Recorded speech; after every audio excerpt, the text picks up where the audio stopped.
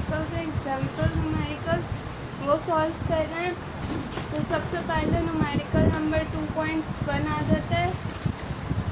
ये यहाँ पे मैंने सब लिखा हुआ है। इसमें ये पूछना है कि रेडियस निकालना है, रेडियस ऑफ हाइड्रोजन एटम की पूरी डेरिवेशन है, उसके एंड में एक फार्मूला ड्राइव हुआ हुआ है। तो वो फार्मूला हमें याद होना चाहिए। रेडियस निकालने के लिए कौन से ऑर्बिट उन्होंने बता दिया, 4 ऑर्बिट, ये वैल्यू ऑफ एन बता दी है इस फार्मूले की। ऑफ हाइड्रोजन एटम से इन्होंने ये बता दिया कि जो भी हम निकाल लें वो हाइड्रोजन एटम का इस फार्मूले में Z भी आता है, यानी कि एटॉमिक नंबर, तो वो हम हाइड्रोजन का यूज़ करेंगे। डेटा बना लेंगे। सबसे पहले नंबर ऑफ ऑर्बिट का बता दिया, 4 ऑर्बिट है। इस फार्मूले में कांस्टेंट यूज़ होता है, इसको कहते हैं A0। इसकी वैल्यू होती है 0.529 एंगस्ट्रॉम। ये हमें याद करनी है। जैसे कि हाइड्रोजन एटम का एटॉमिक नंबर यूज़ होगा तो वो 1 होता है। अब ये सारी वैल्यूज से फार्मूले में पुट करनी है। A0 की वैल्यू होती है 0.529 एंगस्ट्रॉम, लिखने की ज़रूरत नहीं है। मल्टीप्लाई बाय n की वैल्यू डाली, उसके ऊपर स्क्वायर था, स्क्वायर लगा दिया, अपॉन 1 की कोई वो नहीं होती, नीचे से 1 हटा दिया, 4 खोल दिया, 16 इसको इससे मल्टीप्लाई किया, जो भी वैल्यू आई उसके साथ एंगस्ट्रॉम लगा दिया, क्योंकि उसके अलावा इस पूरी वैल्यू में कोई और यूनिट नहीं था, इसका ही सिर्फ यूनिट था, वो यूज़ किया है। या आप ऐसे भी याद रख सकते हैं कि रेडियस के जो भी वैल्यू आई उसके साथ एंगस्ट्रॉम यूनिट लगाना है। इसमें कह रहे हैं calculate the energy of electrons की एनर्जी मालूम करनी है ऑफ एल शेल से इन्होंने बताया कि हम नंबर ऑफ ऑर्बिट क्या है, नंबर ऑफ ऑर्बिट सेकंड है, इन्होंने ये एल शेल से बता दिए। फर्स्ट शेल के होता है, उसके बाद एल शेल आता है। Of 1 mole of hydrogen atom, ये इन्होंने ऐसे कंफ्यूज करने के लिए 1 मोल ऑफ हाइड्रोजन एटम लिखा है, इस पर ज़्यादा गौर देने की ज़रूरत नहीं है। द वैल्यू ऑफ के इज़ 1313 किलो जूल पर मोल। इन्होंने इस दफ़ा कांस्टेंट की वैल्यू भी बता दी है, पीछे नहीं बताई थी, इस दफ़ा बता दी है, तो वैसे याद कर लें तो अच्छी बात है। तो एल शेल से इन्होंने बताया था, पहले डेटा बनाएंगे, number of orbit and second था, इन्होंने एल शेल से हमें बताया था कि सेकंड है। फिर वैल्यू ऑफ के जो लिखी हुई थी वो सेम एज इट इज़ इधर आ जाएगी। अब मालूम क्या करनी है, एनर्जी। ये फार्मूला है, ये energy is equals to minus K 1/n²। के की जगह उसकी वैल्यू, एन की जगह उसकी वैल्यू, स्क्वायर था, स्क्वायर लगा लिया, होल लिया, 1313 1/4, ये इसके मल्टीप्लाई हो गया, नीचे आ गया, डिवाइड करके जो आंसर आया इसके साथ किलो जूल पर मोल। इसमें भी किसी और चीज़ का यूनिट नहीं था, सिर्फ के का यूनिट था, तो हमने वही लगा दिया। या आप ऐसे भी याद रख सकते हैं कि एनर्जी जब भी आए तो उसका यूनिट है किलो जूल पर मोल। अब ये थर्ड न्यूमेरिकल है एग्जाम्पल 2.3 का, जिसमें कैलकुलेट करना है वेव नंबर ऑफ फोटोन। जब भी कोई पार्टिकल अपनी कोई भी इलेक्ट्रॉन एक्साइटेड स्टेट में जाता है, वो जंप करके वापस अपनी ग्राउंड स्टेट में आता है, तो वो फोटोन रिलीज़ करता है, एनर्जी रिलीज़ करता है फोटोन की सूरत में। उसकी वेव के नंबर होते हैं, उसका फार्मूले से हमें वेव नंबर निकालना है ऑफ इलेक्ट्रॉन के ऑफ अ हाइड्रोजन एटम। इसमें भी hydrogen atom jump from 4th orbit to 2nd orbit. ये बता रहे हैं कि जब वो वापसी अपनी ग्राउंड स्टेट में आ रहा होगा तो वो जंप करेगा 4th ऑर्बिट से, जो हायर ऑर्बिट होगा वो 4th होगा और जो लोअर होगा वो 2nd होगा, यानी कि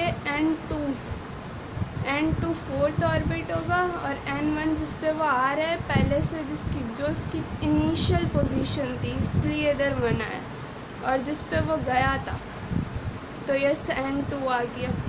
जिस पे गया था अब वो 4th ऑर्बिट था, और जिस पे वो पहले था वो 2nd ऑर्बिट था, तो ये N1 और N2 की वैल्यूज़ हमारे पास आ गई। और इसमें भी कांस्टेंट की वैल्यू दी हुई है, RH कांस्टेंट है, इसको रायबर्ग कांस्टेंट कहते हैं। इसकी वैल्यू है 1.09678 10⁻⁷ मीटर इनवर्स। वेव नंबर की वैल्यू मालूम करनी है, तो ये वेव नंबर का फॉर्मूला है, wave number is equals to Rydberg constant 1/n1 के स्क्वायर माइनस 1/n2 के स्क्वायर। ऐसे याद रखना है कि 1/n1 पहले आएगा, फिर उसके बाद 2 आएगा। वैल्यूज़ पुट करी, स्क्वायर जिस पे था उसका स्क्वायर निकाला, एलसीएम लेते हैं। तो जो भी एक टेबल में यहाँ एलसीएम ले लिया, 16 नीचे आ गया है, 4 से मल्टीप्लाई करना पड़ेगा। उधर 16 बनाने के लिए वो 4 ऊपर आ जाएगा, इतना तो सबको ही आता होगा। 4 में से बन गया 3, 16 का 16 को डिवाइड करके वैल्यू आ जाएगी।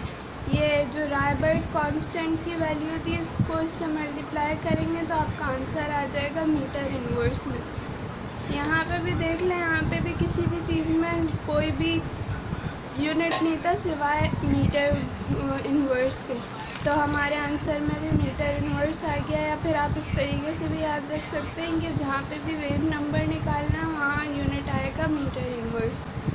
Electronic configuration most demanding topic और most important from the examination point of view. इसके लिए आपको ये लर्न करना पड़ेगा, क्योंकि वैसे अगर आप दूसरे मेथड्स पे जाएंगे तो वो बहुत लेंथी हो जाता है। तो हमें अगर किसी भी इसमें 3 तरीके से वैल्यूज़ आती हैं, एक सिंपल न्यूट्रल फॉर्म में और कभी आयंस की फॉर्म में आ जाती है, जैसे प्लस और माइनस। तो इसकी बहुत आसान सी टेक्निक है। पहले हम सिंपल वाले को देख लेते हैं। सिंपल वाले में हमने सीधा एटॉमिक नंबर पता होना चाहिए, या फिर वो एग्ज़ाम में खुद बता देते हैं। एटॉमिक नंबर होता है एस का 16 के हिसाब से ये इलेक्ट्रॉन को डिस्ट्रीब्यूट कर देंगे। 1s में 2 ही आ सकते हैं। s ऑर्बिटल में हमेशा 2 इलेक्ट्रॉन आते हैं, p में 6 आते हैं, d में 10 आते हैं जैसा कि यहाँ पे लिखा हुआ, और f में 14 आते हैं। f तक जाने की ज़रूरत नहीं पड़ती, इतना याद कर लेंगे तो आपका एग्ज़ाम बहुत अच्छा हो जाएगा। तो यहाँ पे ऐसे इलेक्ट्रॉन्स को डिस्ट्रीब्यूट कर देंगे। देखें 2 और 2 4, 4 6 10, 10 में 2 12, 12 और 4 16। बस आपको डिस्ट्रीब्यूट करना आना चाहिए। वैल्यूज़ आप ऊपर की अमाउंट काउंट कर डालेंगे, ताकि आपको ये पता हो कि कहाँ तक के लिखने की ज़रूरत है। ये नहीं कि आप पूरा ही लिख के आ जाएँ हर वैल्यू के सामने, नए इलेक्ट्रॉन डिस्ट्रीब्यूट करने आने चाहिए। जहाँ पे प्लस आ जाए एटॉमिक नंबर, ये सोडियम का दिया हुआ है, सोडियम आयन का नहीं दिया हुआ। अब प्लस आ गया तो आपको प्लस के लिए Z निकालना पड़ेगा। ये प्लस के लिए Z निकालना है, जहाँ प्लस आ जाए वहाँ -1 कर देंगे। ये बहुत सिंपल रूल है, बहुत आसान सी टेक्निक है। 11 - 1 10 आ गया। अब इससे आप इलेक्ट्रॉन डिस्ट्रीब्यूट कर देंगे। वही सारी वैल्यूज़, बट आपको ये याद रखना चाहिए कि कहाँ पे जाके ये 10 आ जाएगा जहाँ मुझे स्टॉप करना है। यहाँ पे 3s1 नहीं आएगा, ठीक है। 1s2 2s2 4 होगा, 2p6 10, 6 और 4 10। जहाँ माइनस आ जाए वहाँ +1 करके एटॉमिक नंबर निकलेगा। एटॉमिक नंबर इसका 17 होता है। इसका आयन का निकालना है, माइनस आ गया तो प्लस कर लिया, 18 हो गया। फिर आपको इलेक्ट्रॉन डिस्ट्रीब्यूशन करना है, ये पूरा याद होना चाहिए। 1s2 2s2 2p6, यहाँ 10 हो जाएंगे, यहाँ 12 और यहाँ 18। इसके आगे नहीं लिखना। अगर आपको रेडियस ऑफ हाइड्रोजन एटम की डेरिवेशन, एनर्जी की डेरिवेशन या डिफरेंस ऑफ एनर्जी या वेव नंबर की डेरिवेशन वगैरह समझने हो तो आप कमेंट बॉक्स में बता देगा। वीडियो अच्छी लगे तो लाइक शेयर एंड सब्सक्राइब कर दीजिए। Electronic configuration most demanding topic और most important from the examination point of view.